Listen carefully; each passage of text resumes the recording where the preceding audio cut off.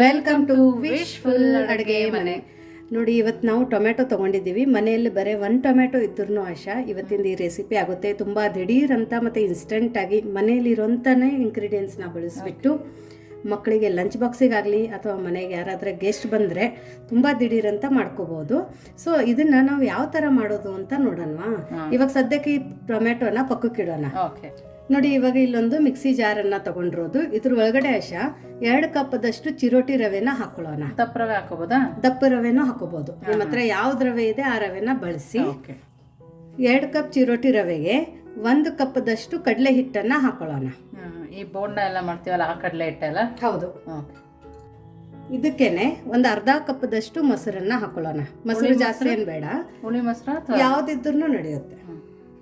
ನೋಡಿ, ಇವಾಗ ಇದ್ರ ಒಳಗಡೆ ಚಿರೋಟಿ ರವೆ, ಕಡಲೆ ಹಿಟ್ಟು ಮತ್ತೆ ಮೊಸರನ್ನ ಹಾಕೊಂಡ ನಂತರ ಸ್ವಲ್ಪ ನೀರನ್ನ ಹಾಕೊಂಡಾಶ ಇದನ್ನ ನಾವೆಲ್ಲ ಒಂದ್ಸರ್ತಿ ನೀಟಾಗಿ ಮಿಕ್ಸ್ ಮಾಡ್ಕೊಂಡು ಬರೋಣ. ಅಂದ್ರೆ ಸಣ್ಣದಾಗಿ ಮಿಕ್ಸ್ ಮಾಡ್ಬೇಕಾ ಅಥವಾ ನಾರ್ಮಲ್ ಆಗಿ ಮಿಕ್ಸ್ ಆದ್ರೆ ಸಾಕು. ಯಾಕಂದ್ರೆ ಆಲ್ರೆಡಿ ಚಿರೋಟಿ ರವೆ ಹಾಕೊಂಡಿದೀವಿ. ನೀವು ದಪ್ಪ ರವೆ ಹಾಕೊಂಡ್ರೆ ಮಾತ್ರ ಅದನ್ನ ಸಾಫ್ಟ್ ಆಗೋ ತನಕ ನೀವು ರುಬ್ಬೇಕು. ನೋಡಿ, ಈ ತರ ರುಬ್ಕೊಂಡ್ ಬಂದಿದೀವಿ. ನೋಡಿ ಎಷ್ಟು ಚೆನ್ನಾಗಿದೆ. ಒಂದು ಅರ್ಧ ಲೋಟ ನೀರು ಹಾಕಿದೀವಲ್ವಾ ಪ್ರತಿಭಾ? ಹೌದು, ಅಷ್ಟು. ಇವಾಗ ಸದ್ಯಕ್ಕೆ ಅಷ್ಟೇ ನೀರು ಹಾಕೊಂಡಿರೋದು. ಇದನ್ನ ನಾವು ಇವಾಗ ಒಂದು ಬೌಲ್ಗೆ ಟ್ರಾನ್ಸ್ಫರ್ ಮಾಡ್ಕೊಳ್ಳೋಣ. ಓಕೆ. ನೋಡಿ, ಒಂದು ಬೌಲ್ ತಗೊಂಡು ಅದರೊಳಗಡೆ ಹಾಕೊಳ್ತಾ ಇದೀವಿ. ಇವಾಗ ಆಶಾ ಅದೇ ಮಿಕ್ಸಿ ಜಾರಿಗೆ ಸ್ವಲ್ಪ ನೀರನ್ನ ಹಾಕೊಳ್ಳೋಣ. ನೋಡಿ, ಅದೇ ಮಿಕ್ಸಿ ಜಾರಲ್ಲಿ ಸ್ವಲ್ಪ ನೀರು ಹಾಕಿ ಇದ್ರೊಳಗಡೆ ಸೇರಿಸ್ಕೊಳ್ತಾ ಇದೀವಿ. ಇವಾಗ ಇದೇನು ಮಿಕ್ಸ್ ಮಾಡೋದು ನೀಡಿಲ್ಲ ಆಶಾ. ಮೇಲ್ಗಡೆ ಒಂದು ಮುಚ್ಚಳನ ಮುಚ್ಚಿಬಿಟ್ಟು ಒಂದು 5 ನಿಮಿಷ ಸಾಕು ಪಕ್ಕಕ್ಕಿಡೋಣ. ಇದನ್ನ ಪಕ್ಕಕ್ಕಿಟ್ಟು ನೆಕ್ಸ್ಟ್ ಏನು ಮಾಡೋದು ಅಂತ ನೋಡೋಣ ಬನ್ನಿ. ನೋಡಿ, ಇವಾಗ ಇಲ್ಲಿ 2 ಈರುಳ್ಳಿನ ತಗೊಂಡಿರೋದು ಮತ್ತೆ ಒಂದೇ ಒಂದು ಟೊಮೆಟೊನ ತಗೊಂಡಿರೋದು. ಈರುಳ್ಳಿನೂ ನಾವು ತುಂಬ ಸಣ್ಣದಾಗಿ ಕಟ್ ಮಾಡ್ಕೋಬೇಕು ಆಶಾ. ಯಾಕಂದರೆ ಎಷ್ಟು ಸಣ್ಣದಾಗಿ ಕಟ್ ಮಾಡ್ಕೋತೀವಿ ಅಷ್ಟು ಒಳ್ಳೇದು. ಯಾಕಂದ್ರೆ ಬಾಯಿಯಲ್ಲಿನೂ ಮಕ್ಕಳು ಸಿಕ್ಕಿದಾಗ ತಿನ್ನಂಗಿಲ್ಲ. ನೀವು ಬೇಕಂದ್ರೆ ಇದಕ್ಕೆ ಕ್ಯಾರೆಟ್ ತುರಿನೂ ತುರ್ಕೊಂಡು ಯೂಸ್ ಮಾಡ್ಕೋಬಹುದು. ಬಟ್ ಇವತ್ತು ನಾವು ಬರೇ ಮನೆಯಲ್ಲಿ 1-2 ಈರುಳ್ಳಿ ಮತ್ತು 1 ಟೊಮೆಟೊ ಇದ್ರೂ ದಿಢೀರ್ ಅಂತ ರೆಸಿಪಿನ ಹೇಗೆ ಮಾಡೋದು ಅಂತ ತೋರಿಸ್ಕೊಡ್ತಾ ಇದ್ದೀನಿ. ಪ್ರತಿಭಾ, ಮಕ್ಕಳು ಸಡನ್ ಸ್ಕೂಲಿಂದ ಬಂದಾಗ ನಮಗೆ ಅನ್ನ ಸಾಂಬಾರ್ ಮಾಡಿರ್ತೀವಿ, ಬೇಡ ಅಂದ್ರೆ ಈ ತರ ರುಚಿಯಾಗಿ ಮಾಡ್ಕೊಡ್ಬೋದು. ತುಂಬ ದಿಢೀರ್ ಅಂತ ಆಗುತ್ತೆ. ಸೊ ಇವಾಗ ನಾವು ಸಣ್ಣದಾಗಿ ಈರುಳ್ಳಿ ಮತ್ತು ಟೊಮೆಟೊನ ಕಟ್ ಮಾಡ್ಕೊಂಡು ಬರೋಣ. ಸೊ ನೋಡಿ, ಈರುಳ್ಳಿ ಮತ್ತು ಟೊಮೆಟೊ ಈ ಥರ ಸಣ್ಣದಾಗಿ ಕಟ್ ಮಾಡ್ಕೊಂಡು ಬಂದಿರೋದು. ಇವಾಗ ನೆಕ್ಸ್ಟ್ ಏನು ಮಾಡೋದು ಅಂತ ನೋಡೋಣ ಬನ್ನಿ. ಸೊ ನೋಡಿ, ಇವಾಗ ನಾವು ಹಿಟ್ಟನ್ನು ರುಬ್ಬಿಟ್ಟಿದ್ವಲ್ಲ ಅದ್ರ ಒಳಗಡೆನೆ ಸಣ್ಣದಾಗಿ ಕಟ್ ಮಾಡ್ಕೊಂಡಿರೋಂಥ ಈರುಳ್ಳಿ ಮತ್ತು ಸಣ್ಣದಾಗಿ ಕಟ್ ಮಾಡ್ಕೊಂಡಿರೋಂಥ ಟೊಮೆಟೊನ ಇದ್ರ ಒಳಗಡೆ ಸೇರಿಸೋಣ. ಸೇರಿಸ್ಬಿಟ್ಟು ಇದನ್ನು ಮತ್ತೆ ಪಕ್ಕಕ್ಕಿಟ್ಟು ನೆಕ್ಸ್ಟ್ ಏನು ಮಾಡೋದು ಅಂತ ನೋಡೋಣ. ನೋಡಿ, ಇವಾಗ ಈ ಮಿಕ್ಸಿ ಜಾರಲ್ಲಿ ಹಸಿ ಮೆಣಸಿನ್ಕಾಯಿನ ತಗೊಂಡಿರೋದು. ಖಾರನ ನೋಡ್ಬಿಟ್ಟು ತಗೊಳ್ಳಿ. ಅಸಿಡಿಟಿ ಆಗೋರು ಮತ್ತು ಹಸಿಮೆಣಸಿನ್ಕಾಯಿ ತಿನ್ನಲ್ಲ ಅನ್ನೋರು ಕೆಂಪು ಖಾರದ ಪುಡಿನೂ ಬಳಸ್ಬೋದು. ಬಟ್ ಹಸಿಮೆಣಸಿನ್ಕಾಯಿ ಹಾಕೊಳ್ಳೋದ್ರಿಂದ ತುಂಬ ಒಳ್ಳೆ ಫ್ಲೇವರ್ ಬರುತ್ತೆ. ಅದ್ರ ಜೊತೆ ಹುರಿದಿರೋದು ಕಡಲೆ ಬೀಜ. ಇದ್ರದ್ದೇನು ಸಿಪ್ಪೆ ತೆಗೆಯೋ ಅವಶ್ಯಕತೆ ಇಲ್ಲ. ಯಾಕಂದರೆ ಕಡಲೆ ಬೀಜ ಸಿಪ್ಪೆಯಲ್ಲಿನೇ ನಮ್ಗೆ ಸುಮಾರು ನ್ಯೂಟ್ರಿಷನ್ ಸಿಗುತ್ತೆ. ಹಾಗಾಗಿ 1 ಹಿಡಿ ಹುರಿದಿರೋದು ಕಡಲೆ ಬೀಜನ ಹಾಕೊಳ್ಳಿಲ್ಲ ಅಂದ್ರೂ ನಡೆಯುತ್ತೆ. ಬಟ್ ಹಾಕೊಳ್ಳೋದ್ರಿಂದ ತುಂಬ ಒಳ್ಳೆ ಫ್ಲೇವರು ಮತ್ತು ಅಥೆಂಟಿಕ್ ಟೇಸ್ಟ್ ಬರುತ್ತೆ. ಇದನ್ನ ನಾವಿವಾಗ ತರಿಯಾಗಿ ರುಬ್ಕೊಂಡು ಬರೋಣ. ನೋಡಿ, ಈ ತರ ತರಿಯಾಗಿ ರುಬ್ಕೊಂಡ್ ಬಂದಿದೀವಿ. ಆದ್ರೆ ಇದಕ್ಕೊಂದು ಸ್ವಲ್ಪನೂ ನೀರ್ ಹಾಕಿಲ್ಲ, ಹಾಗೇನೆ ರುಬ್ಕೊಬೇಕಲ್ವಾ ಪ್ರತಿಭಾ? ಹೌದು, ನೀರ್ ಹಾಕೋಬಾರ್ದು. ಇದೇ ತರ ರುಬ್ಕೊಂಡ್ರೆ ಸಾಕು. ಇವಾಗ ನಾವು ಇದು ರುಬ್ಬಿರೋದ್ ಮಸಾಲೆನ ಆಶಾ ನಾವು ಇವಾಗ ಅದು ಬ್ಯಾಟರ್ ಮಾಡ್ಕೊಂಡು ಇಟ್ಕೊಂಡಿವಲ್ಲ ಅದ್ರ ಒಳಗಡೆ ಹಾಕೊಳ್ಳೋಣ. ನೋಡಿ, ಇವಾಗ ತರಿ ರುಬ್ಕೊ ಬಂದ್ವಲ್ಲ ಅದನ್ನ ಸೇರಿಸ್ಕೊಳ್ತಾ ಇದೀನಿ. ಸೊ ನೋಡಿ, ಇವಾಗ ಇದ್ರ ಒಳಗಡೆ ನಾವು ರುಚಿಗೆ ಉಪ್ಪನ್ನ ಹಾಕೊಳ್ಳೋಣ. ಉಪ್ಪನ್ನ ನೋಡ್ಬಿಟ್ಟು ಹಾಕೊಳ್ಳಿ. ಸ್ವಲ್ಪ ಸಕ್ಕರೆ ಹಾಕೊಳ್ಳೋಣ, ಯಾಕಂದ್ರೆ ಮೊಸರು ಹಾಕೊಂಡಿದ್ವಲ್ಲ. ಬಟ್ ಇನ್ನೊಂದಂದ್ರೆ ಆಶಾ, ಈ ರೆಸಿಪಿಗೆ ನಮ್ಗೆ ಯಾವುದೇ ತರ ಈನೋ, ಸೋಡಾ, ಬೇಕಿಂಗ್ ಪೌಡರ್ ಯಾವುದು ನಾವು ಬಳಸ್ತಾ ಇಲ್ಲ. ಸೊ ಇದನ್ನ ಇನ್ನೊಂದಂದ್ರೆ ನೀವು 1 ವಾರದ ತನಕ ಬ್ಯಾಟರ್ ಮಾಡಿ ಫ್ರಿಜ್ಜಿಗೆ ಇಟ್ಟಿದ್ರೆ ಇದಕ್ಕೇನೂ ಆಗಲ್ಲ.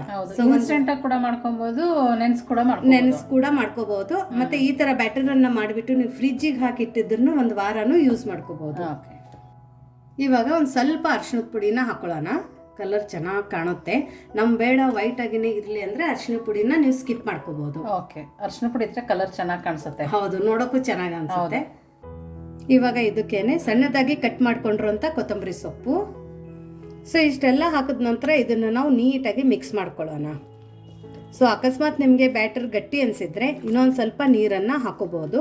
ಇದಕ್ಕೆ ನೀವು ಬೇರೆ ತರಕಾರಿ ಕೂಡ ಹಾಕೋಬಹುದು. ಕ್ಯಾಪ್ಸಿಕಮ್ ಹಾಕೋಬೋದಲ್ಲ? ಹಾಕೋಬಹುದು.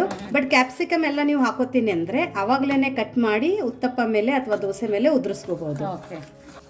ಇದು ನೋಡಿ ಬ್ಯಾಟರ್ ಒಂದು ಸ್ವಲ್ಪ ಗಟ್ಟಿ ಅನ್ನಿಸ್ತಾ ಇದೆ, ತುಂಬ ಥಿಕ್ ಅನ್ನಿಸ್ತಾ ಇದೆ. ಇದಕ್ಕೇನೆ ಇನ್ನೊಂದು ಸ್ವಲ್ಪ ನೀರನ್ನು ಹಾಕೊಳ್ಳೋಣ. ನೋಡಿ ಇವಾಗ ಇದಕ್ಕೆ ಇನ್ನೊಂದು ಸ್ವಲ್ಪ ನೀರನ್ನು ಹಾಕೊಳ್ಳೋಣ. ಹಾಕ್ಕೊಂಡು ಇದನ್ನು ನೀಟಾಗಿ ಮಿಕ್ಸ್ ಮಾಡ್ಕೊಳ್ಳೋಣ. ತುಂಬ ಸಾಫ್ಟಾಗಿ ಹೂವಿನಂತೆ ಮೃದುವಾಗಿ ಈ ರೆಸಿಪಿ ಆಗುತ್ತೆ ಮತ್ತು ಕಡಿಮೆ ಇಂಗ್ರೀಡಿಯೆಂಟ್ಸಲ್ಲಿ ಕಡಿಮೆ ಟೈಮಲ್ಲಿ ಮಾಡ್ಕೊಳ್ಳೋವಂಥ ರೆಸಿಪಿ. ನೀವು ಕೊತ್ತಂಬರಿ ಸೊಪ್ಪು ಬದಲು ಮೆಂತ್ಯ ಸೊಪ್ಪು ಕೂಡ ಯೂಸ್ ಮಾಡ್ತೀವಿ. ಸಬ್ಬಸಿಗೆ ಸೊಪ್ಪು ಹಾಕೋಬಹುದು, ಬಟ್ ಆ ಫ್ಲೇವರ್ ಎಲ್ಲರಿಗೂ ಇಷ್ಟ ಆಗಲ್ಲ. ಓಕೆ. ಸೊ ನೋಡಿ ಇವಾಗ ಈ ಬ್ಯಾಟರ್ ಎಷ್ಟು ಚೆನ್ನಾಗಿ ರೆಡಿಯಾಗಿದೆ. ಇವಾಗ ನಾವು ಲೇಟ್ ಮಾಡದೆ ದಿಢೀರಂತ ಉತ್ತಪ್ಪನ್ನು ಹಾಕೊಳ್ಳೋಣ. ಓಕೆ. ಸೊ ನೋಡಿ ಇವಾಗ ಇಲ್ಲೊಂದು ತೆವೆನ ತೊಗೊಂಡಿರೋದು. ತೆವೆನ ಮೀಡಿಯಂ ಫ್ಲೇಮಲ್ಲಿ ಸ್ವಲ್ಪ ಬಿಸಿ ಮಾಡ್ಕೊಳ್ಳೋಣ. ಇವಾಗ ತೆವೆ ಬಿಸಿಯಾಗಿದೆ. ಕಬ್ಬಿಣದ ತವೆನೇ ತಗೋಬೇಕು ಪ್ರತಿಭಾ? ನಾನು ಕಬ್ಬಿಣದೇ ಯೂಸ್ ಮಾಡೋದು.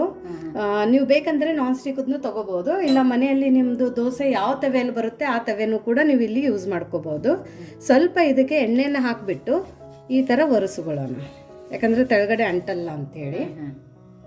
ಸೊ ಮೀಡಿಯಮ್ ಫ್ಲೇಮಲ್ಲಿನೇ ನೀವು ಫ್ಲೇಮನ್ನು ಇಟ್ಕೊಳ್ಳಿ.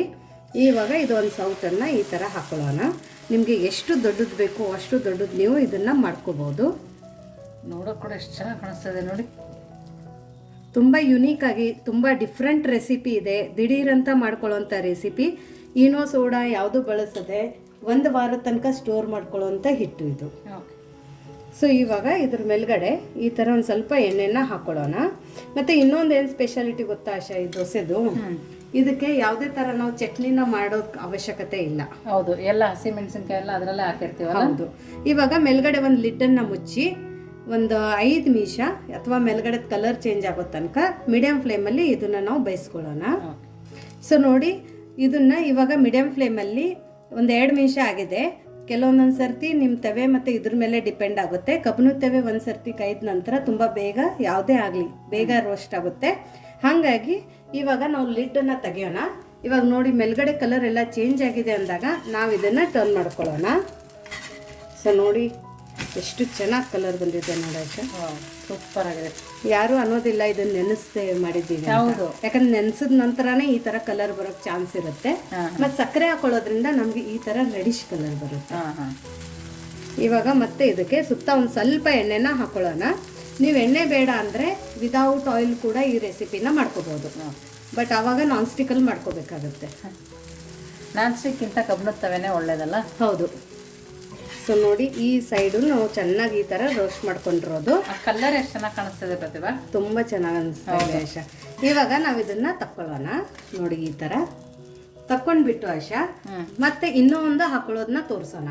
ಒಂದ್ಸರ್ತಿ ನೀವು ಉತ್ತಪ್ಪನ ತಕೊಂಡ ನಂತರ ಫ್ಲೇಮನ್ನು ಲೋಲ್ ಮಾಡಿಕೊಂಡು ಈ ಥರ ತೆವೆನ ಒರೆಸ್ಕೋಬೇಕು. ಇವಾಗ ಎಣ್ಣೆ ಹಚ್ಚೋ ಅವಶ್ಯಕತೆ ಇಲ್ಲ. ಒಂದ್ಸರಿ ಎಣ್ಣೆ ಹಚ್ಚಿದ್ರೆ ಸಾಕಾಗುತ್ತೆ. ಇವಾಗ ಮತ್ತೆ ಲೋ ಫ್ಲೇಮಲ್ಲಿನೇ ಇವಾಗ ನಾವು ಉತ್ತಪ್ಪನ ಹಾಕೊಳ್ಳೋಣ.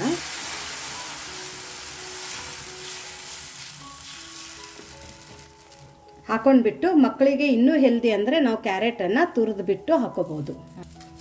ನೋಡಿ ಈ ಥರ ಕ್ಯಾರೆಟನ್ನು ತುರ್ಕೊಳ್ಳಿ. ಇಲ್ಲಾಂದರೆ ನೀವು ಒಂದು ಸೈಡ್ ಚೆನ್ನಾಗಿ ಬೈದ ನಂತರ ಆಶಾ ಪನೀರು ಕೂಡ ಅಥವಾ ಚೀಸು ಕೂಡ ಮೇಲ್ಗಡೆ ಹಾಕೊಂಡು ಕೊಡ್ಬೋದು. ನಾವು ಇದು ಹೆಂಗೂ ಟರ್ನ್ ಮಾಡ್ತೀವಿ ಅಂತ ಹೇಳಿಬಿಟ್ಟು ನಾವಿಲ್ಲೇ ತುರಿದ್ಬಿಟ್ಟು ಹಾಕೋತಾ ಇರೋದು. ನೋಡಿ ಈ ಥರ ತುರ್ಕೊಳ್ಳೋದು. ತುರ್ಕೊಂಡು ಒಂದು ಸ್ವಲ್ಪ ಸ್ಪ್ರೆಡ್ ಮಾಡಿಕೊಂಡು ಒಂದು ಸ್ವಲ್ಪ ಕೈಯಿಂದ ಈ ಥರ ಪ್ರೆಸ್ ಮಾಡೋಣ. ಮಕ್ಳಿಗೆ ತುಂಬ ಹೆಲ್ದಿಯಾಗೇ ಇರುತ್ತೆ. ಹೌದು. ಸುತ್ತ ಒಂದು ಸ್ವಲ್ಪ ಎಣ್ಣೆನ ಹಾಕೊಳ್ಳೋಣ. ಇವಾಗ ಲಿಡ್ಡನ್ನು ಮುಚ್ಚಿಬಿಟ್ಟು ಒಂದು 2 ನಿಮಿಷ ಇದನ್ನು ಮೀಡಿಯಮ್ ಫ್ಲೇಮಲ್ಲಿ ಬೇಯಿಸ್ಕೊಳ್ಳೋಣ. ಸೊ ನೋಡಿ ಇವಾಗ ಲಿಡ್ಡನ್ನು ತೆಗೆದ್ಬಿಟ್ಟು ಇದನ್ನು ನಾವು ಈ ಥರ ಟರ್ನ್ ಮಾಡ್ತೀವಿ. ಸೂಪರಾಗಿ ಆಗಿದೆ ನೋಡಿ. ಹೌದು, ವಾಸನೆ ಅಂತೂ ಘಮ ಘಮ ಘಮ ಅಂತ ಇದೆ. ಕಡಲೆ ಬೀಜದ ಸ್ಮೆಲ್ ಅಂತ ತುಂಬ ಚೆನ್ನಾಗಿ ಬರ್ತದೆ. ಹಾಂ ಹೌದು. ಯಾರಿಗೆ ಗೊತ್ತೇ ಆಗಲ್ಲ ನಾವು ಇದ್ರ ಒಳಗಡೆ ಕಡಲೆ ಬೀಜ ಹಾಕಿದ್ದೀವಿ ಅಂತ. ಸೊ ನೋಡಿ ಈ ಸೈಡು ಕ್ಯಾರೆಟ್ ಎಲ್ಲ ನೋಡ ಶೇಡ್ ಚೆನ್ನಾಗಿ ಬೈದಿದೆ. ಈ ಥರ ಬೈಂದ್ರೆ ಬಾಯಲ್ಲಿ ತಿನ್ಬೇಕಾದ್ರೆ ರುಚಿ ಜಾಸ್ತಿ. ಅದು ಪುಡಿ ಹಾಕೋಬೇಕು ಪ್ರತಿಭಾ. ಕಲರ್ ಎಷ್ಟು ಚೆನ್ನಾಗಿ ಕಾಣಿಸ್ತದೆ ನೋಡು. ಹೌದು. ಮತ್ತೆ ಮಕ್ಕಳಿಗೆ ಬಾಕ್ಸಿಗೆ ಕೊಟ್ಟರೆ ತುಂಬ ಹೆಲ್ದಿಯಾಗಿ ತಿನ್ಕೊಂಡು ಹೋಗ್ತಾರೆ. ಇದನ್ನು ಕೂಡ ನಾವು ಈ ಥರ ತಕ್ಕೊಳ್ಳೋಣ. ನೋಡಿ ಈ ಥರ ದಿಢೀರ್ ಅಂತ ನಾವು ಮಾಡ್ಕೊಂಡಿರೋದು ಉತ್ತಪ್ಪನ ಯಾವ ಥರ ತಿನ್ನೋದು ಅನ್ನೋದು ಇದರಲ್ಲಿ ಒಂದು ಟ್ರಿಕ್ ಇದೆ ಆಶಾ, ಅದನ್ನು ಅದೇ ಥರ ತಿನ್ನಬೇಕು. ಸೊ ಇವಾಗ ಈ ಉತ್ತಪ್ಪನ ಯಾವ ಥರ ತಿನ್ನೋದು ಅಂತ ನೋಡೋಣ ಬನ್ನಿ. ಸೊ ನೋಡಿ ನಮ್ಮದು ಬಿಸಿ ಬಿಸಿ ಉತ್ತಪ್ಪ, ದಿಢೀರ್ ಉತ್ತಪ್ಪ, ಏನೋ ಸೋಡಾ ಇಲ್ಲದೆ ಮಾಡ್ಕೊಂಡಿರೋಂಥ ಉತ್ತಪ್ಪ. ಆಮೇಲೆ ಇದು ಕ್ಯಾರೆಟ್, ಇದು ಸೊ 2 ಥರ ಮಾಡ್ಕೊಂಡಿದ್ದೀವಿ. ಒಂದು ಕ್ಯಾರೆಟ್ ಇಲ್ಲದೆ ಮಾಡ್ಕೊಂಡಿದ್ದೀವಿ, ಇನ್ನೊಂದು ಕ್ಯಾರೆಟನ್ನು ಹಾಕ್ಬಿಟ್ಟು ಮಾಡ್ಕೊಂಡಿರೋದು. ಸೊ ಇದನ್ನು ಹೇಳಿದೆ ನಾನು, ತಿನ್ನೋದೊಂದು ಟ್ರಿಕ್ ಇದೆ ಅಂತ ಆಶಾ. ಇದಕ್ಕೆ ನೀವು ಮೇಲ್ಗಡೆ ತುಪ್ಪನ ಹಾಕೊಂಡು ತಿನ್ಬೇಕು, ಅಂದರೆ ಇದ್ರ ರುಚಿ. ನೀವು ಒಂದ್ಸರ್ತಿ ಉತ್ತಪ್ಪಕ್ಕೆ ತುಪ್ಪ ಹಾಕೊಳ್ಳೇಬೇಕು. ತುಪ್ಪ ಹಾಕೊಂಡ್ರೆ ಮಾತ್ರ ಇದ್ರ ನಿಮಗೆ ಕರೆಕ್ಟಾಗಿ ಆಥೆಂಟಿಕ್ ಟೇಸ್ಟ್ ಬರುತ್ತೆ. ಮತ್ತೆ ಇನ್ನೊಂದು ಅಂದರೆ ನಾನು ಹೇಳೋದೆಲ್ಲ ಚಟ್ನಿ ಗಿಟ್ನಿ ಏನು ಬೇಕಾಗಿಲ್ಲ ಅಂತ, ಯಾಕಂದರೆ ಇದಕ್ಕೆ ಬೆಸ್ಟ್ ಕಾಂಬಿನೇಷನ್ ಅಂದರೆ ತುಪ್ಪ ಮತ್ತು ಕಡಲೆ ಬೀಜದ್ದು, ಉತ್ತರ ಕರ್ನಾಟಕದ ಕಡಲೆ ಬೀಜದ್ದು ಚಟ್ನಿ ಪುಡಿ. ಹೌದು, ನೀವು ಬೇಕಂದ್ರೆ ಸೈಡಿಗೂ ಹಾಕೋಬೋದು, ಮಧ್ಯದಲ್ಲಿನೂ ಹಾಕೋಬೋದು, ಇಲ್ಲಾಂದರೆ ಸುತ್ತಾನೂ ಹಾಕೊಂಡು ತಿನ್ಬೋದು. ಚಾಯ್ಸ್ ನಿಮ್ಮದು, ಯಾವ ಥರ ಬೇಕು ಆ ಥರ ಮಾಡ್ಕೊಂಡು ತಿನ್ಬೋದು. ಇನ್ನೊಂದು ಅಂದರೆ ಆಶಾ, ನಮ್ಮ ಸೈಡು ಸೋಲಾಪುರಲ್ಲಿ ಹೆಂಗೆ ತಿಂತಾರಂದ್ರೆ, ಇದಕ್ಕೆ ಬೆಣ್ಣೆ ಇರುತ್ತೆ ನೋಡು, ಬೆಣ್ಣೆನ ಮಧ್ಯದಲ್ಲಿ ಇಟ್ಕೊಂಡು ನಾವು ತಿನ್ನೋದು. ಫ್ರೆಶ್ ಬೆಣ್ಣೆ ಇದ್ರೆ ಹೌದು, ತುಂಬ ಅಂದರೆ ತುಂಬ ಚೆನ್ನಾಗಿರುತ್ತೆ. ಸೊ ನೋಡಿ ಇದನ್ನು ಎಷ್ಟು ಸಾಫ್ಟ್ ಆಗಿದೆ ಅಂದರೆ ಬೆರಳಿಂದ ಆರಾಮಾಗಿ ಈಸಿಯಾಗಿ ನಾವು ಕಟ್ ಮಾಡ್ಕೋಬೋದು. ಸೊ ನೋಡಿ ಅಷ್ಟೇ ಗರಿಗರಿಯಾಗಿ ಅಷ್ಟೇ ಚೆನ್ನಾಗಿದೆ. ಹೂವಿನಕಿತ್ತನೂ ಸಾಫ್ಟ್ ಆಗಿದೆ. ಬಾಯಿಯೆಲ್ಲ ಹಲ್ಲಿಲ್ಲ ಅನ್ನೋರು ತಿನ್ಕೋಬಹುದು. ಆಮೇಲೆ ಇಲ್ಲ ನಮಗೆ ತುಂಬ ಕ್ರಿಸ್ಪಿ ಬೇಕು ಅಂದರೆ ನೀವು ಯಾವುದೇ ತರಕಾರಿ ವೆಜಿಟೇಬಲ್ಸ್ ಹಾಕದೆ ನಾರ್ಮಲ್ ಆಗಿ ಪ್ಲೇನ್ ದೋಸೆನೂ ನಾವು ಮಾಡಿರೋಂಥ ಬ್ಯಾಟರನ್ನು ಮಾಡ್ಕೋಬಹುದು. ಸೊ ಒಂದು ಬ್ಯಾಟರಿಂದ ಇಷ್ಟೆಲ್ಲ ವೆರೈಟಿ ಆಗುತ್ತೆ. ನೋಡಿ ಎಷ್ಟು ಚೆನ್ನಾಗಾಗಿದೆ ಅಂದರೆ ನಮ್ದು ಈ ದಿಢೀರ್ ದೋಸೆ ಆಶಾ ಹೇಗಾಗಿದೆ ಅಂತ ನೋಡು. ಪ್ರತಿಭಾ, ಮೇಲ್ಗಡೆ ಲೇಯರ್ ಕ್ರಿಸ್ಪಿ, ಆ ಚಟ್ನಿ ಪುಡಿ ಜೊತೆ ತಿಂತಾ ಇದ್ರೆ ಸೂಪರ್ ಆಗಿದೆ.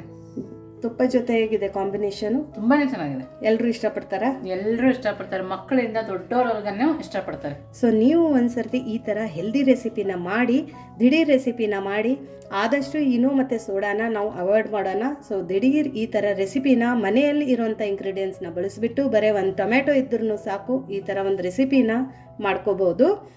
ನಾನು ತಿಂದು ಹೇಳ್ತೀನಿ. ಆ ಕಡಲೆ ಬೀಜದ ಒಳಗಡೆ ಫ್ಲೇವರು ಬಟ್ ಗೊತ್ತಾಗಲ್ಲ ಇದೆ ಅಂತ. ಹೌದು, ನಾವು ಹಾಕಿದ್ದೀವಿ ಅಂತ ನಮ್ಗೆ ಗೊತ್ತಾಗುತ್ತೆ. ನೀವು ಯಾರಿಗಾದ್ರೆ ಮನೆಗೆ ಗೆಸ್ಟ್ ಬಂದಾಗ ಈ ಥರ ಒಂದು ರೆಸಿಪಿನ ಮಾಡಿಕೊಡಿ. ಆಮೇಲೆ ಅವ್ರು ಕೇಳ್ತಾರೆ ನೀವು ಇದನ್ನು ಹೆಂಗೆ ಮಾಡಿದ್ದೀರ ಅಂತ. ಯಾಕಂದರೆ ತುಂಬ ಯುನೀಕ್ ರೆಸಿಪಿ ಇದೆ, ಇದು ಎಲ್ಲರಿಗೂ ಗೊತ್ತಿಲ್ಲ. ನಿಮ್ಮ ಮನೇಲಿ ಆದರೆ ಈ ಥರ ನೀವು ರೆಸಿಪಿ ಮಾಡ್ತಾಯಿದ್ರೆ ದಯವಿಟ್ಟು ಕಮೆಂಟ್ ಮೂಲಕ ತಿಳಿಸಿ. ಮತ್ತು ಇನ್ನೂ ಏನು ಇಂಗ್ರೀಡಿಯೆಂಟ್ಸ್ ನೀವು ಈ ರೆಸಿಪಿ ಒಳಗಡೆ ಹಾಕ್ತೀರಂತನೂ ನಮಗೆ ತಿಳಿಸಿ. ನಿಮಗೆ ಈ ರೆಸಿಪಿ ಇಷ್ಟ ಆಗಿದ್ರೆ ಕಮೆಂಟ್ ಮೂಲಕ ತಿಳಿಸಿ. ಹಾಗೂ ಇನ್ನೂ ನಮ್ಮ ಚಾನೆಲ್ನ ಲೈಕ್ ಮಾಡಿಲ್ಲ ಅಂದರೆ ಲೈಕ್ ಮಾಡಿ, ಶೇರ್ ಮಾಡಿ, ಸಬ್ಸ್ಕ್ರೈಬ್ ಮಾಡಿ. ವಿಶ್ ಫುಲ್ ಅಡುಗೆ ಮನೆಗೆ. Thank you.